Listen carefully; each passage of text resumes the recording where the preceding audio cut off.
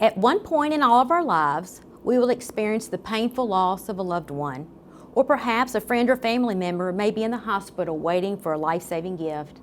In those moments, we will be faced with decisions about organ and tissue donation. I'm Kim Van Frank, Executive Director of the Midsouth Transplant Foundation.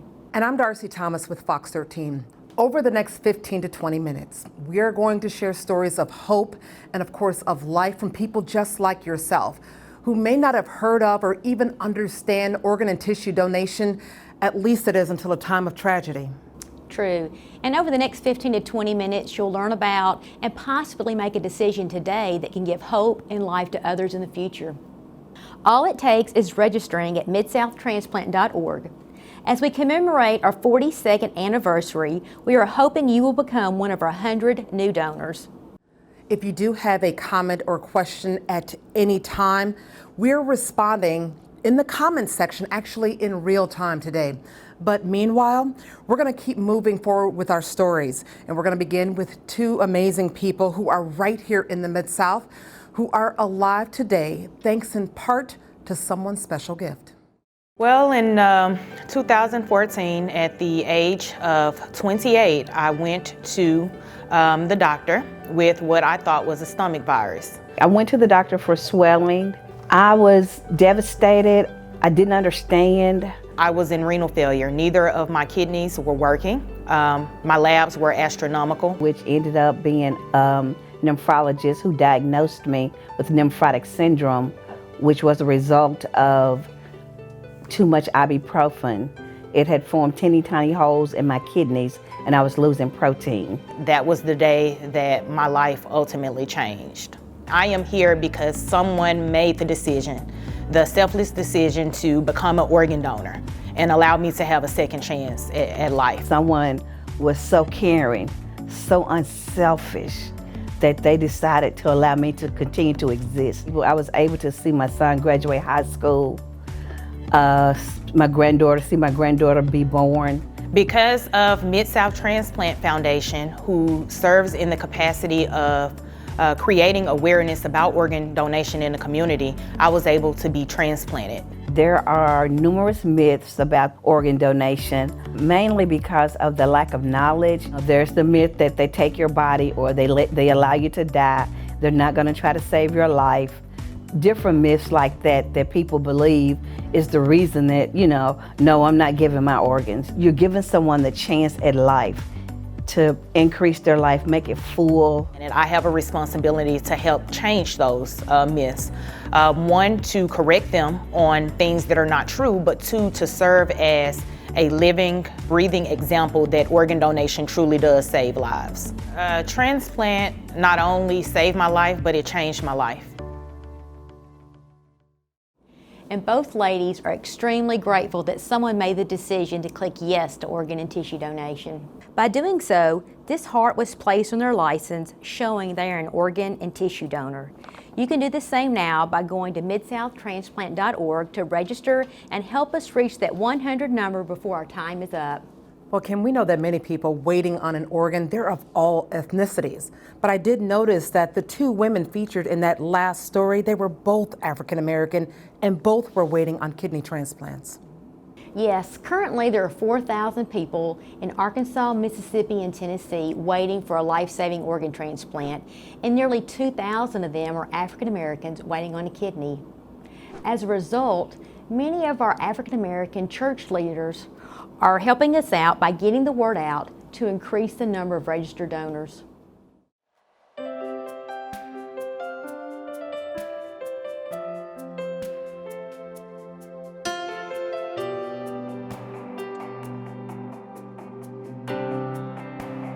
Jesus reminded us a long time ago. He says, greater love has no man than this, than he who would lay down his life for a friend. We have to be willing to give our most, and to give of your organs is really symbolic of your most. Donating a heart or donating a kidney can help someone to have a second chance at life. What greater legacy can one leave? God has given each one of us the ability to continue to be a blessing even after we leave here. And so you can be the change for someone else. I was shook when they gave me the diagnosis that you're gonna need a transplant, and if you don't get a transplant, you could die. I could die. I mean, that's enough in itself. Then, like, at that point, there's nothing you can go do. You can't go pick out an organ. My cousin Bernard, he even, asked the doctor, well, how much it gonna cost? I'm like, you can't go buy a liver, brother. I mean, but after being shook and coming to grips or whatever, and at that point, I had made my mind up. It's just time to fight now. That's all. One of the doctors there at the hospital, my condition was declining even worse and worse. And so then one Friday, called the family. There's nothing else we can do. He has 2 days to live. But May 30th came, and went into pre-surgery prep. I came out a changed man. Because of that now, I'm a donor. I wasn't before. My family now are transplant, organ donors. And I'm so thankful and grateful for my second life.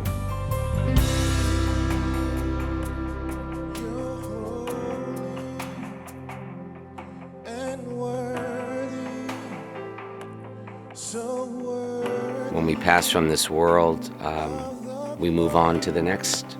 When this earthly tabernacle shall be dissolved, we have another building that's not made by hand. Our bodies will be resurrected with our souls. We can't take eyes, hearts, kidneys with us. I want to die whole, I want to die intact, I want to die with everything that I have.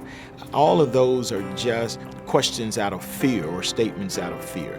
Because I believe that these bodies decay, and because I believe that God is on the side of life, what greater legacy can one leave than to know that they're giving somebody a second chance at life? God has given each one of us the ability to continue to be a blessing. By leaving behind assets that other people can use. So why not leave them for somebody who can live life better because we live life well? Amazing grace, how sweet the sound that saved a wretch like me. Everybody else in the car moving and saying something, and he wasn't saying nothing. Oh, it was a hurtful day. Hurtful day. Was blind, but now I see. I was the only one that was per se conscious at the med. And when we got there, my cousin, who's a person that I look up to, he said, there's some people here that want to talk to you. And I got mad because I had just lost the most precious thing in my life. And here were people asking me about my son's organs. The family were, they were in the hospital and they were being asked. And so the challenge is, do we or don't we? And how could someone have the nerve to ask us this at this moment? And after probably about 10 or 15 minutes, the transplant people came in and told me they were finna leave. And I told them, I said, no, you ain't gonna believe this, but sitting here talking to God, and the good Lord told me to do it. So you allow them to filter all of those emotions and those thoughts, and then come to the realization that what would it hurt, and who could it help?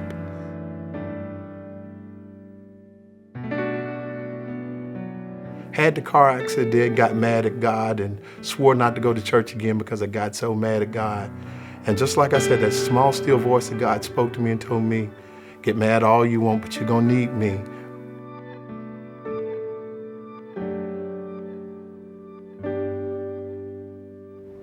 African Americans are disproportionately affected by a lack of organ donation, but we are also disproportionately represented when it comes to organ donation. African American organs and tissue match African American organs and tissue better.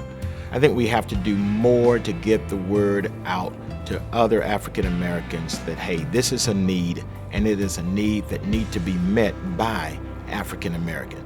As a result, I'm pushing everybody I can to make sure that they register to become an organ and a tissue donor.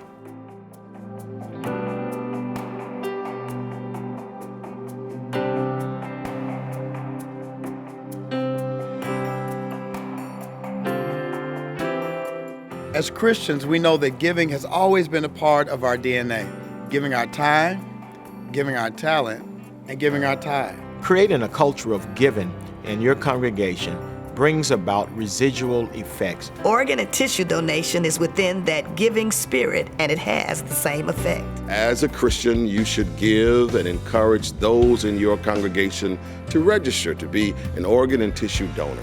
We can help make a difference in Memphis, in Shelby County, by taking the consideration of another person's life. There's over 118,000 people in need of organ and tissue donation of some kind.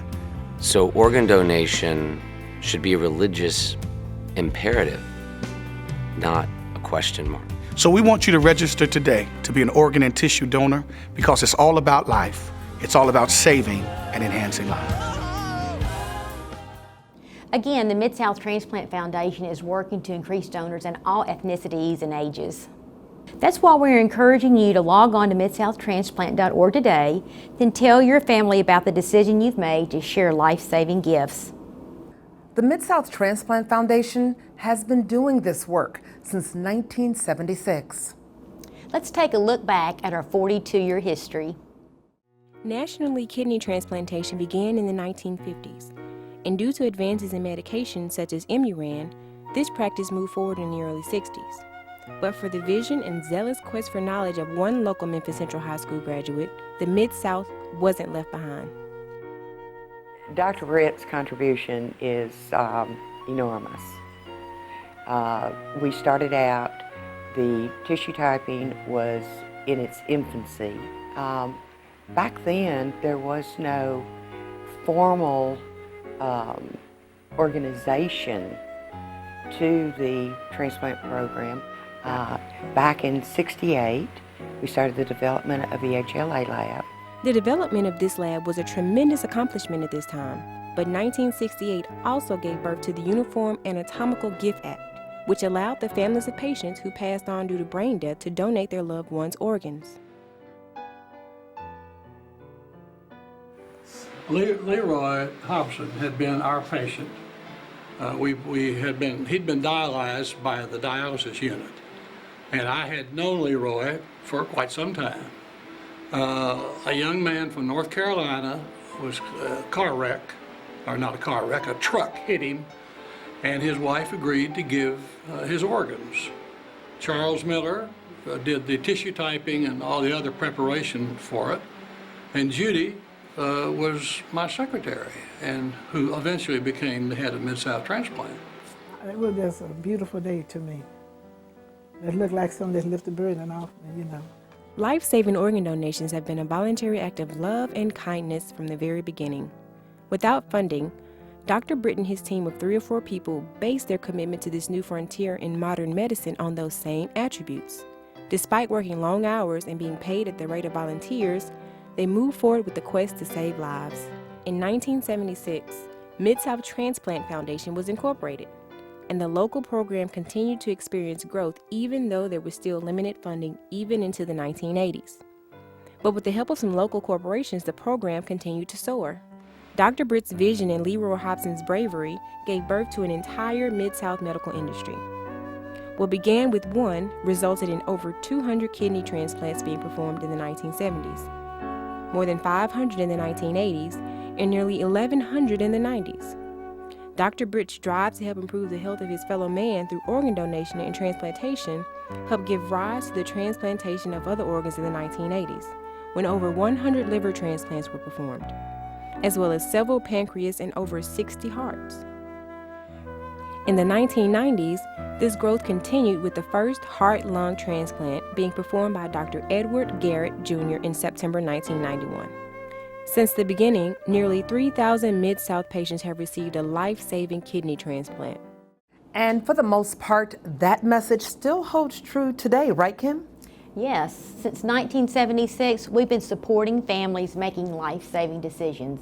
However, we realize that people don't understand or hear about us until those tragic times, so we're working to change that by rebranding ourselves. And are you going to change the name? No, but we're changing how people see us. We want to let people know what we need and why it's needed. 22 people die each day waiting for an organ transplant. You can help by registering to be a donor today at midsouth.transplant.org. The Midsouth Transplant Foundation connects your willingness to give hope and life with a person waiting for a life-saving gift. Thousands are waiting for transplants right now in the Mid-South. Let your family know today of your decision to be a donor.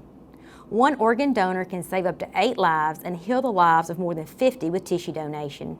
Randa Lippman is standing by with our staff at Midsouth Transplant Foundation to get a first look at our rebrand. Randa? Thanks, Kim. 10, 9, 8, 7, 6, 5, 4, 3, 2, 1.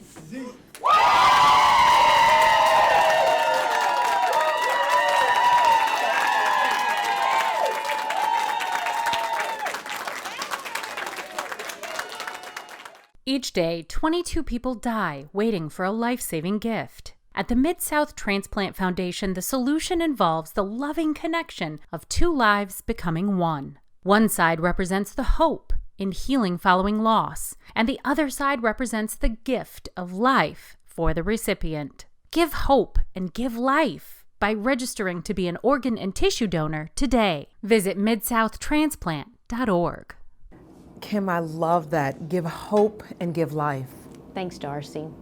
We've just got a few minutes remaining, so if you're watching online and you're not a donor, I encourage you to go to midsouth.transplant.org, look at our new website, and register today to be a donor. Now let's meet a couple of people who had to make that very difficult decision on behalf of their families. It was December of 1999, and my 2-year-old son came down with flu-like symptoms. We kept thinking, once he gets some fluids in, he'll be doing much better. He had had a seizure earlier in the week, but I did not realize really that was a seizure. We were informed by the doctors that our son had had massive brain damage. We were devastated. He was our only child, and all of a sudden, I went from a rambunctious 2-year-old to a very quiet house. My husband and I had always said we wanted to be organ donors, but you don't think about your 2-year-old child. You're asking a lot of people on the worst day of their lives. For us to get connected with Midsouth Transplant, the more I learned about it, the more I believe in organ donation. It helps the donor families a lot of times as much as it helps the recipient families. They were angels to us on our darkest day.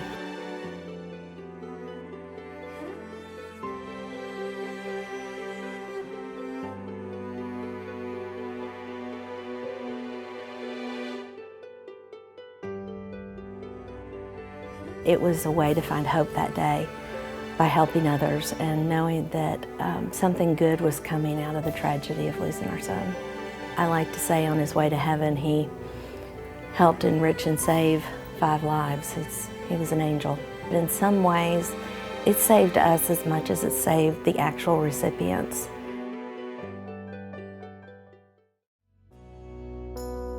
We got a phone call back in 2014 of May that my son had been shot, and in the process of deciding or waiting for the prognosis of the doctor's report, they discovered and told us that he was brain dead. That was a very tough decision, knowing that Sean was the baby.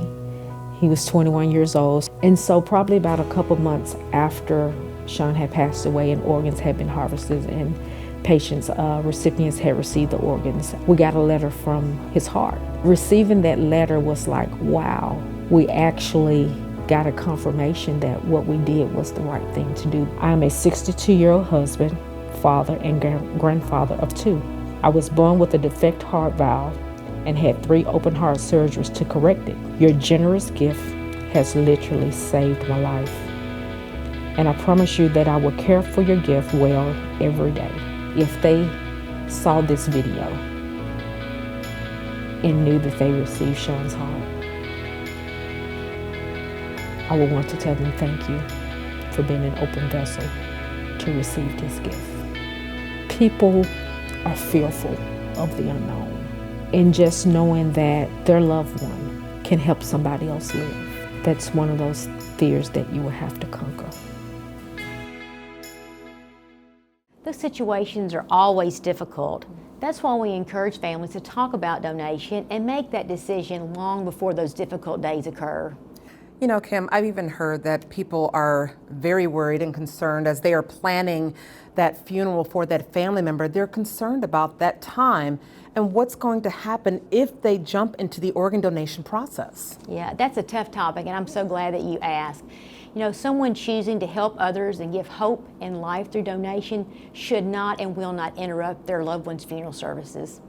You know, I've even heard that people say that they're questioning doctors and they don't want to register to be an organ donor because they think maybe that doctor won't save them. I know, and that is absolutely not true. That's one of those false fears we run into all the time. Healthcare professionals and medical professionals, they do everything possible to save a life, and only when it's determined that someone's going to pass away does donation even get considered. And as an added help, let's review the entire process of organ donation as we wait for people to go online at midsouth-transplant.org to register as a donor now. The first step in the donation process is to get the facts. Learn what you can about organ and tissue donation before making the decision to be a donor. Only when all efforts to save your loved one's life have failed will the hospital contact the Midsouth Transplant Foundation. A specially trained evaluator will determine if he or she is suitable for the donation. The donor registry is checked by the Midsouth Transplant Foundation to see if your loved one is registered. If your loved one is not registered, then your family will make the decision. Once registration is confirmed and/or your family has given approval, the national search will begin for a recipient. Surgical teams are assigned to remove the available organs and tissues, then perform the transplants. Your family can then proceed with funeral plans. Later, your family will receive a letter with the outcome of your loved one's gifts of hope and life. Darcy, I'm so grateful for your help today and the Fox 13 team for helping us get the word out, especially on our 42nd anniversary. Now we've got to tally the registrations that have come in, and I certainly hope we've reached our goal of 100 new registered donors. You know, Kim, it has been our absolute pleasure at Fox 13 to partner with the Midsouth Transplant Foundation. We are, of course, working with you to give hope and to give life to so many families we know that are in need. Now, we're going to let you know, we're going to update everyone who has registered, and you can check that out by logging on to midsouth-transplant.org. Thank you all for joining us today.